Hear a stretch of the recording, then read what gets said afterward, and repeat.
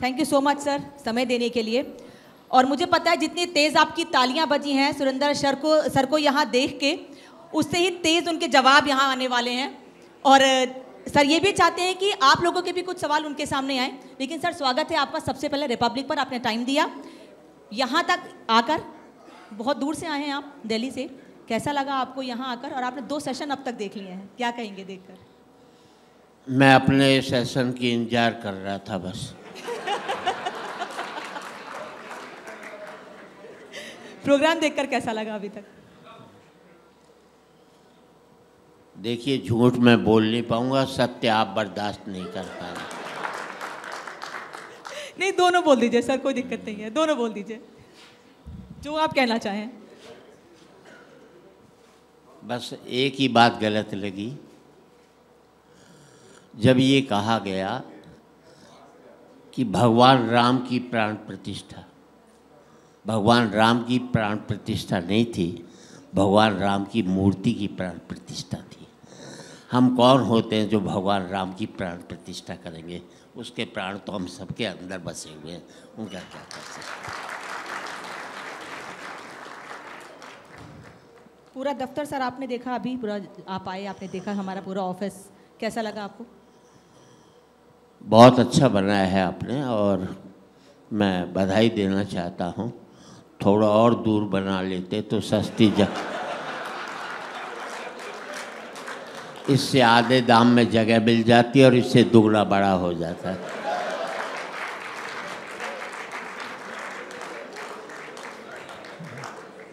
Surendra sir, आप इतनी हंसी वाली बातों को या हर बात को बड़े अलग ढंग से कह जाते हैं, और हम देखते हैं आप लोगों को इतना हंसाते हैं, लेकिन आपके चेहरे पर वैसी हंसी नहीं आती है, ऐसा क्यों? इस देश के हर आदमी को यही सोचना चाहिए कि मुझे हंसना नहीं है बल्कि लोगों को हंसाना है।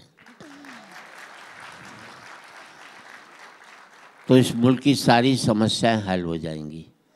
हम खुद हंसना चाहते हैं और ये भूल जाते हैं किसी के आंसुओं की कीमत पर हंस रहे हैं। काश कि हम उसको आंसू उसके पहुंचते तो ज़्यादा बेहतर होता। और मैं आज तक सोच नहीं पाता हूँ। मैं 1-2 हॉस्पिटल से, संत परमानंद हॉस्पिटल से भी जुड़ा हुआ हूँ, लेकिन मैं सोचता हूँ आंसू पर कविता लिखने से बेहतर है किसी के आंसुओं को पूछना, तो ज़्यादा बेहतर ढंग से हमारे। सर बहुत अच्छी बात कही आपने, लेकिन एक सवाल मन में है कि आपने हास्य की शुरुआत परिवार से की, पत्नी पे जोक बनाए। कुछ पत्नियां यहाँ हैं जिनकी शादी हो चुकी है, कई महिलाएं जो सुनती हैं कहती हैं कि नहीं, देखिए पत्नी है, पत्नियां होती तो लड़ाई हो जाती अभी तक। ऐसा क्यों सर? मतलब पत्नी पर जोक क्यों, ऐसा क्यों? पत्नी पर हंसाना जरूरी होता है कि जो मेरी सारी कमाई खा रहे, उसके ऊपर मैं एक भी लाइन नहीं पढ़ूँ। मैं इतना बेवकूफ़ तो नहीं हूँ कम से कम। पत्नी पर मैं हास्य करता हूँ, उपहास नहीं करता। और ज़िंदगी में किसी पर भी हमें उपहास नहीं करना चाहिए, हास्य करना चाहिए। अब ये इतने लोग मोबाइल पर रिकॉर्डिंग कर रहे हैं, रिकॉर्डिंग बंद करो। आज रिकॉर्ड करके कल अपनी लुगाई को हंसाओगे आप लोग। मेरे भरोसे ब्याह करके लाए थे क्या आप लोग? हिम्मत है तो अपने भरोसे अपनी पत्नी को हंसाओ, मेरे भरोसे काहे को कोशिश कर रहे हो? और आज रिकॉर्ड करके कल देखकर हंसोगे, इससे बड़ी मूर्खता नहीं हो सकती। जिंदगी में आज बेहतर जीना सीख जाओगे तो कल अपने आप ही बेहतर होता चला जाएगा आपका। सर एक सवाल है, आपकी शादी को कितना समय हो गया है? सब जानना चाहते हैं, मैं भी जानना चाहती हूँ, कितना टाइम हुआ है शादी को आपकी? तुम्हारा जन्म नहीं हुआ था, और अपने जन्म से पहले की जानकारी आपको क्यों चाहिए मुझे ये बताइए।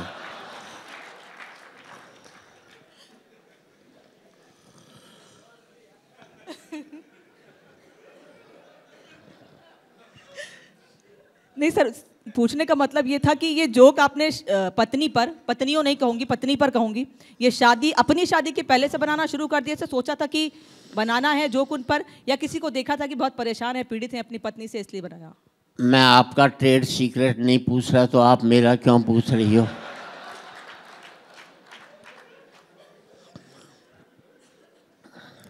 देखिए, मेरा एक ही मानना है, आप सबसे भी इतना ही कहना चाहता हूँ, मैं अपनी ज़िंदगी में पत्नी की हर एक बात मानता हूँ और उस पर अमल भी करता हूँ। आपको भी पत्नी जो भी कहे उसे को मान लो, बस इतना ही कहना चाहता हूँ। मेरी कसम, उसकी हर एक बात मानो। जब मेरा घर बर्बाद हुआ है तो मैं आपका क्यों हो जाने दूं? जैसे मेरे घर में झगड़े हैं वैसे ही आपके घर में झगड़े। सर, मैंने सुना है आपने कोई दाल खानी छोड़ दी है, अपनी पसंद की दाल, अपनी पत्नी की पसंद की दाल खाते हैं। कौन सी दाल है ऐसी और क्या कारण है इसका? देखिए, पत्नी से बदले लेने के कई तरीके होते हैं। पत्नी को अरहर की दाल पसंद है, उसका विरोध तो कर नहीं सकता, उसकी दाल का विरोध कर लेता हूँ। और मैं आपको सही बताऊं, मैं तो बच्चों की वजह से ब्याह किया था।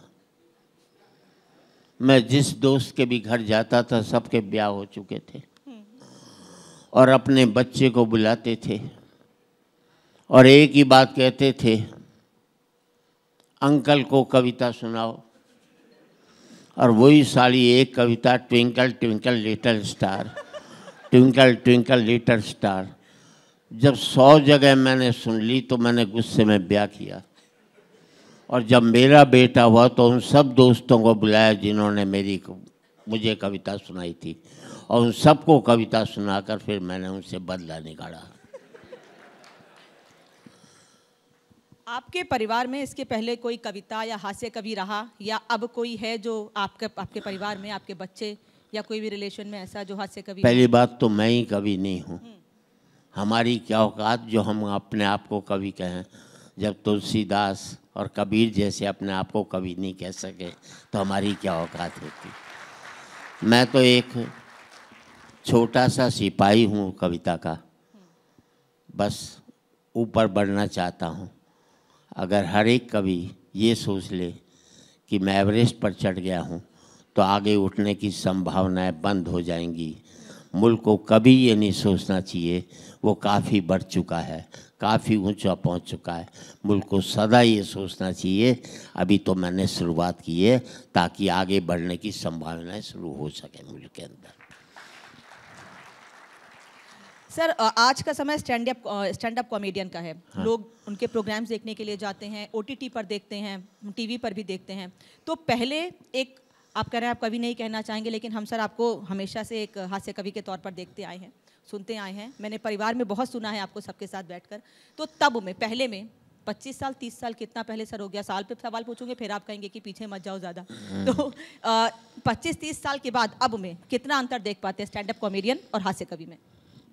पहले एक ही बात थी, कमाई नहीं थी तो हम नंगे रहते थे, अब हम नंगेपन की कमाई करने लग गए।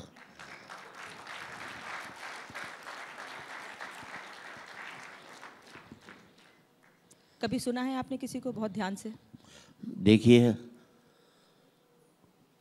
ऐसी बातों को मैं कभी भी जिंदगी में ना देखूंगा और ना देखने की कोशिश करूंगा।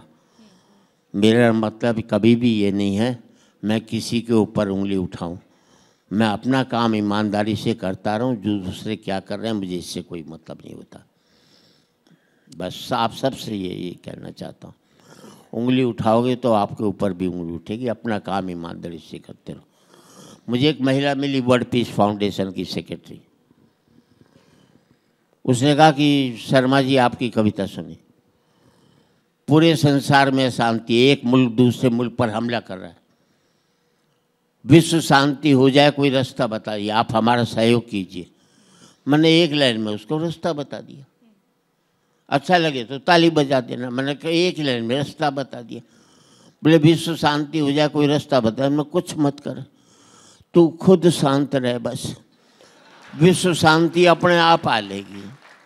हम दूसरों को शांत करने की कोशिश करते हैं, इसलिए अशांति फैलती है। हम खुद शांत होना सीख जाएं तो पूरा विश्व शांत हो जाएगा। सर फिर मैं पूछूंगी कि आपकी उम्र क्या है, आप बताएंगे मुझे? उम्र बची हुई होती है, खर्ची हुई उम्र कभी भी नहीं होती। संपत्ति वो नहीं होती जो हमने खर्च कर ली, संपत्ति वो होती है जो हमारी बची हुई होती है। बची हुई उम्र की संपत्ति मेरे पास सबसे कम है, इसलिए सबसे कम उम्र का। नहीं सर, आप जिस उम्र में हैं और आपको देख के हम लोगों ने हमेशा से सीखा है, तो बस मैं ये जानना चाहती हूँ कि मैंने कहीं सुना आपने ये बोला कि वर्कआउट को लेके आपने बात कही थी कि जो लोग एक्सरसाइज करते हैं, जिम जाते हैं, उनको लेके आपने कुछ बात कही थी और बड़ा भी सोशल मीडिया पे वो चल रहा है। ये ख्याल क्यों कि लोगों को ज़्यादा एक्सरसाइज नहीं करनी चाहिए, ऐसा क्यों? मैं तो कहता हूँ सबको पूरी एक्सरसाइज करनी चाहिए। तब भी झूठ बोला था, अभी भी झूठ बोल रहा हूँ। बोलो क्या कर लोगे मेरा? मैंने ये थोड़ी कहा था मैं जवाब नहीं, मैं जवाब देता हूँ, चाहे गलत दूँ चाहे सही दूँ। कई डॉक्टर को बेचारों को दिक्कत हो गई, जिम वालों को दिक्कत होगी। मैं कह रहा हूँ आपका जो काम है उसके हिसाब से आपका एक्सरसाइज होनी चाहिए। अब मेरी एक्सरसाइज इतनी है कि मैं गाड़ी से यहाँ तक आ गया, बस बहुत हो गई। कई बार मेरी ऐसी भी होती है, एक करवट इधर ली एक करवट उधर ली, हो गई एक्सरसाइज। फिर क्या मेरी मुझे जो लगती है वो अच्छी, ये थोड़ी समाज को भी वो अच्छी लगेगी। हाँ। नहीं, आपने एक बड़ा अच्छा उदाहरण दिया था उसको लेकर। हाँ, वो तो मैंने कहा था कि घोड़ा दौड़ता है 20 साल जिंदा रहता है, आज घर पड़ा रहता है 1000 साल जिंदा रहता है। और भगवान ने जितनी सांसें दी हैं उतनी लोगे, उससे ज़्यादा ले नहीं सकते। जब आप दौड़ोगे तो जल्दी जल्दी सांस लोगे, जल्दी जल्दी छोड़ोगे। घर में चुपचाप पड़े रहोगे, धीरे धीरे सांस लोगे, धीरे धीरे छोड़ोगे, ज़्यादा उम्र तक जिंदा रहोगे। और ये फैक्ट है। मैं 80 साल का हूँ, मैंने आज तक नहीं की, मॉर्निंग वॉक भी नहीं की मैंने। पर इतना कोशिश करता हूँ जिंदगी में, भूख से एक रोटी कम खाता हूँ। जिंदगी में जोड़ का मतलब क्या, योग का क्या मतलब होता है? जोड़ना। जोड़ना कम करते जाओ, उम्र बढ़ती चली जाएगी।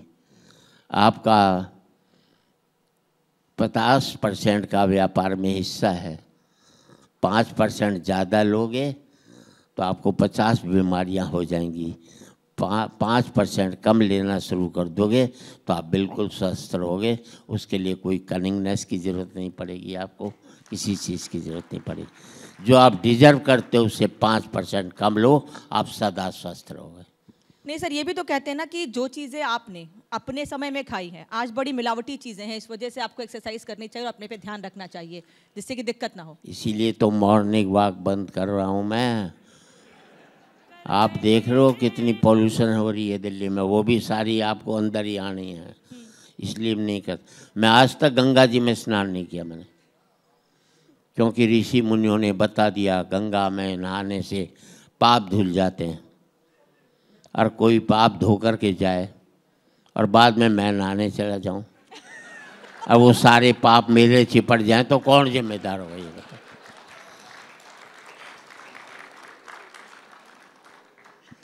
सुरेंद्र सर का सबसे फेवरेट टाइम पास कौन सा है? अगर जब आप घर पे होते हैं तो टाइम पास कैसे करते हैं अपना? सर ये मत कहिएगा कि बीवी पे जो करके वो तो घर वाले सोचते हैं कि ये इसका होते हुए हम अपना टाइम कैसे पास करें। वो भागे भागे इधर उधर डोलते हैं। वक्त बहुत कम है हमारे पास। एक बहुत बड़े कवि की, मुकुट बिहारी सरोज की कविता है, सचमुच बहुत देर तक सोए, धूप चढ़ गई कहाँ कहाँ तक, अभी यहाँ तक अभी वहाँ तक। सचमुच बहुत देर तक सोए, धूप चढ़ गई कहाँ कहाँ तक, अभी यहाँ तक अभी वहाँ तक।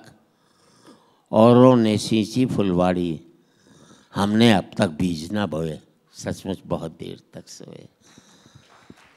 और मुल्क में फुलवारी इसलिए, हमारे आज़ादी के बाद के लोग तरक्की कर गए। पहले हम देश के लिए लड़ते थे, अब हम देश में लड़ने लग गए, मुल्क कहाँ से तरक्की करेगा? कोई तो देखो मुल्क की तरफ, सब अभी देख रहे हैं। आज देख रहा हूँ पार्लियामेंट में जो कुछ हो रहा है, रोज़ हो रहा है, बेवजह की बात हो रही है, गलत बात होती है। आप सब मिलकर देश में मत लड़ो यार, सब मिलकर देश के लिए लड़ो तो ताकि मुल्क तरक्की कर जाए। और कुछ सर ये चीज़ लोग आपके अंदाज में सुनना चाहेंगे, मुझे लगता है सभी लोग जो यहाँ पर हैं, जो आपका अंदाज है चुटीला अंदाज, आज की सियासत को आपके अंदाज में सुनना चाहेंगे। मैं यही कहता हूँ, कोई फर्क नहीं पड़ता इस देश में राजा रावण हो या राम। आपका ध्यान चाहूँगा, कोई फर्क नहीं पड़ता इस देश में राजा रावण हो या राम। जनता तो बेचारी सीता है। रावण राजा हुआ तो वनवास से चोरी चली जाएगी, और राम राजा हुआ तो अग्नि परीक्षा के बाद फिर वनवास में भेज दी जाएगी। और कोई फर्क नहीं पड़ता इस देश में राजा कौरव हो या पांडव। जनता तो बेचारी लाश। कोई फर्क नहीं पड़ता इस देश में राजा कौरव हो या पांडव। जनता तो बेचारी द्रौपदी है। कौरव राजा हुआ तो चीरहरण के काम आएगी, और पांडव राजा हुआ तो जुए में हारती जाएगी। बहुत बढ़िया सर, बहुत बढ़िया। और कोई फर्क नहीं पड़ता इस देश में राजा हिंदू हो या मुसलमान। जनता तो बेचारी लाश है। हिंदू राजा हुआ तो जला दी जाएगी, और मुसलमान राजा हुआ तो दफना दी जाएगी। मुसलमान राजा। सर 4 लाइना एक किताब है आपकी, 4 लाइना, उसमें हरियाणवी के बड़े शब्द हमने सुने और पढ़े हैं, तो ज़रा कुछ आप सुनाएंगे सबको? 4 लाइन सुना देता हूँ। इसमें घराड़ी का, जब मैं शेर का शिकार करके घर पहुँचा, करने की बात नहीं, घर शेर तो ही घराड़ी से ज़्यादा खूंखार थोड़ी होता है। तो मैंने पत्नी से कही, देख शेर की खाल लायो हूँ, पर आज तो गजब ही हो जातो। एक मौको ऐसो आयो थो कि शेर मैं नहीं खा जातो। घरवाली बोली, ऐसी हो जातो तो मैं तो बर्बाद ही हो जाती। थारी तो खाल भी कोई काम में को नहीं आती। ये मर्दों की मार्केट वैल्यू है। मैं 4 पंक्ति और देता हूँ, और इन 4 लाइनों में घराड़ी कह रही है, जी थारो दोस्त रमेश अपनी घरवाली से कितनो प्यार करे है, थे भी अइया कर सको के। मैं बोलो मेरी तो किस्मत ही खुल जावेगी, पर पूछ ले रमेश की घराड़ी तैयार हो जावेगी। बहुत कुछ होता है जिंदगी में, बस आप सबसे इतना ही कहना चाहता हूँ। बहुत कुछ अपराध हो चुका है, हमें ब्राह्मण शूद्र वैश्य हरिजन में कर दिया, पता नहीं किसने कर दिया। नहीं करते तो हम आज मनुष्य भारतीय होते, इससे बेहतर कुछ भी नहीं हो सकता था। मैं एक बार आप सबकी आशीर्वाद और आपकी तालियां चाहूँगा। मैं आज तक सोच नहीं पाता हूँ कि राम तो सबरी के झूठे बेर खा सकता है, पर सबरी राम के मंदिर में क्यों नहीं जा सकती है। आज तक सोच नहीं पाता हूँ, जो मेरी गंदगी उठाता है वो मेरे से गंदा कैसे हो सकता है। हमें अपनी सोच में परिवर्तन लाना होगा। ना हिंदू होकर, ना मुसलमान होकर, एक भारतीय होकर के हमें सोचना होगा। और आप सबसे विदा चाहते हुए इतना ही कह सकता हूँ कि आज एक बार कहें, आखिरी बार कहें, क्या पता तुम न रहो, क्या पता हम न रहें। और आपका समर्थन और तालियां आप चाहूँगा कि आज एक बार कहें, आखिरी बार कहें, क्या पता तुम न रहो, क्या पता हम न रहें। मंदिरों मस्जिद की या किसी इमारत की, माटी तो लगी उसमें भाई मेरे भारत की। माटी तो लगी उसमें भाई मेरे भारत की। लहू था हिंदू का, अल्लाह शर्मिंदा रहा। मरा मुसलमान तो राम कब जिंदा रहा। बिखरे बिखरे हैं सभी, आओ मिलजुल कर रहें, क्या पता तुम न रहो, क्या पता हम न। बहुत बहुत धन्यवाद सर। बस 2 मिनट का समय और लूंगी। एक आखिरी सवाल, आपने एक जगह जिक्र किया है रामायण की पंक्तियों का अपनी पत्नी से बात करते हुए, जरा उस पंक्ति का एक छोटा सा अंदाज अपने अंदाज में उसको सुना दें। ढोल गवाल शूद्र पशु नारी, बस उसको अंदाज में सर। वो तुलसीदास जी की एक चौपाई ने इस देश की महिलाओं को बड़ा परेशान किया। हर कोई महिला को सुना देता था। अब कोई भी हिम्मत नहीं कर सकता। हमने अपनी पत्नी से कहा, तुलसीदास जी ने कहा है, ढोल गवार शूद्र पशु नारी, यह सब ताड़न के अधिकारी। इसका अर्थ समझती और समझाएं। पत्नी बोली, इसके अर्थ तो बिल्कुल ही साफ हैं, इसमें एक जगह मैं हूँ, 4 जगह आप हैं। बहुत बहुत धन्यवाद। Thank you so much sir, thank you so much अपना टाइम देने के लिए। Thank you sir.